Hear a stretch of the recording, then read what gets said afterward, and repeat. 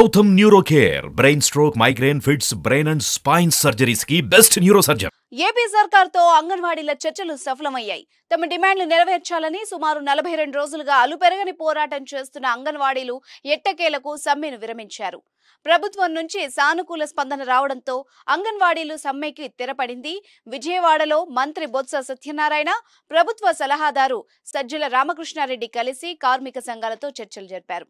సోమవారం రాత్రి 11:30 వరకు జరిగిన చర్చల్లో అంగన్వాడీలపై పెట్టిన కేసులన్నింటినీ ఎత్తివేయడానికి ప్రభుత్వం అంగీకరించింది.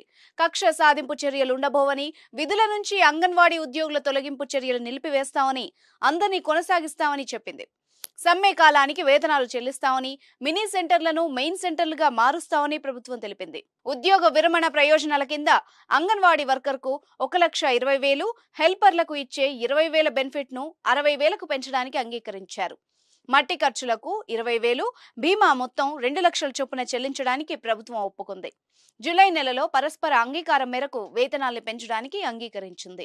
ప్రభుత్వ సంక్షేమ పథకాలు అంగన్వాడీలకు వర్తింపజేయడానికి ఒప్పుకుంది. ఉద్యోగ విరమణ వయస్సును 60 ఏళ్ల నుంచి 62 ఏళ్లకు పెంచడంతో పాటు వీరికి అన్ని సంక్షేమ పథకాలు వర్తింపజేయడానికి కూడా అంగీకరించారు. 4-5 రకాలుగా ఉన్న మొబైల్ యాప్లను ఒకే యాప్గా చేయాలన్న డిమాండ్ని కూడా నెరవేరుస్తామన్నారు.